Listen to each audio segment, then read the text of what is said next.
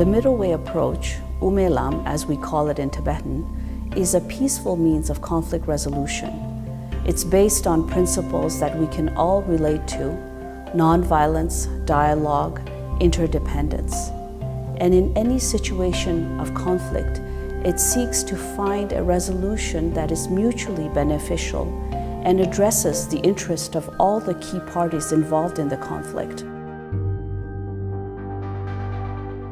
In Tibet today, the reality is there is political repression, social discrimination, economic marginalization, environmental destruction, cultural assimilation. On a daily basis, we hear painful stories coming from inside Tibet.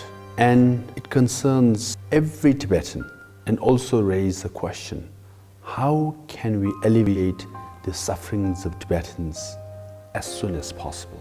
How to replace political repression with basic freedom, economic marginalization with economic opportunities, environmental destruction with environmentally sustainable policies, social discrimination with social equality, cultural assimilation with cultural preservation.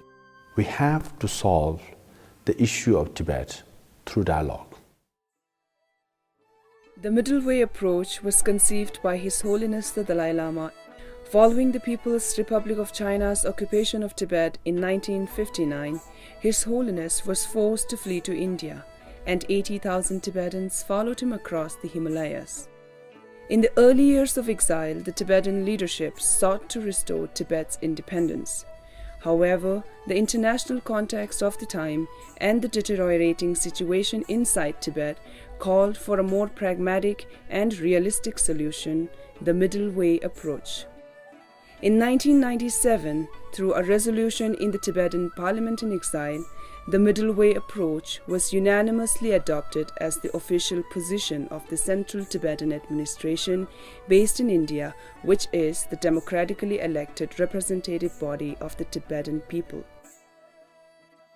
At that time, Deng Xiaoping stated the question of independence we cannot discuss, we cannot negotiate on that point. Beside that, everything open, we can discuss.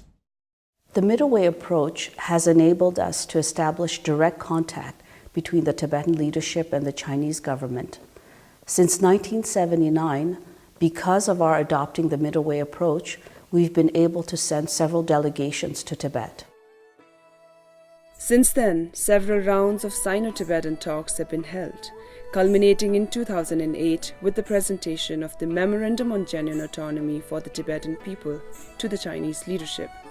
This was followed in 2010 by the presentation of a note on the memorandum. The memorandum details the Tibetan people's vision of autonomy and self-governance. It defines the basic needs to be addressed to enable the preservation of key aspects of Tibetan identity, such as language, culture, religion, education, and environmental protection, to name a few.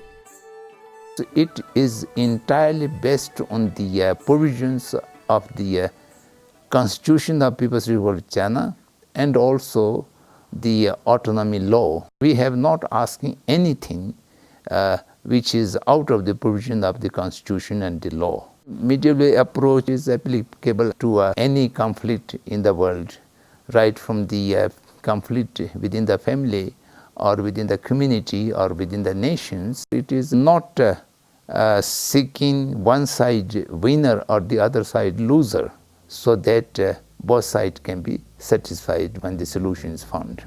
Different countries around the world have demonstrated that the autonomy sought by Tibetans is possible. For example, Nunavut in Canada, Greenland and the Faroe Islands in Denmark, South Tyrol, Trentino in Italy, and Aceh in Indonesia. It has also enabled us to maintain a Tibetan presence in several countries, and key amongst these countries is India, where we find the largest number of Tibetans in exile and also where the Central Tibetan Administration is based. Because the middle way approach is grounded in the reality that we find in Tibet today, world leaders such as President Obama and Archbishop Tutu can openly support our efforts. A growing number of Chinese individuals, including Nobel Peace Laureate Liu Xiaobo, are increasingly aware and support the middle way approach. This is very important because ultimately, no matter how much international support we have, finding a lasting, peaceful, and acceptable solution to the situation inside Tibet will come down to the Tibetan and Chinese people. For most of history, Tibetan and Chinese people have coexisted peacefully, so we do have a precedent in that regard. China aspires to become a world leader, and it will have the moral authority to match its economic and political presence by demonstrating to the international community that it can peacefully and sustainably address the situation inside Tibet. We are willing to not seek separation from China, because to have genuine autonomy for Tibetans is to restore basic freedom of the Tibetan people. When the Tibet issue is resolved, it will fulfill the aspirations of Tibetans in Tibet. It will fulfill the legacy of the elder generation and dreams of all those people who have left us. That will be the day when Tibetans will have their identity and dignity restored. That will be one of the best stories of the 21st century.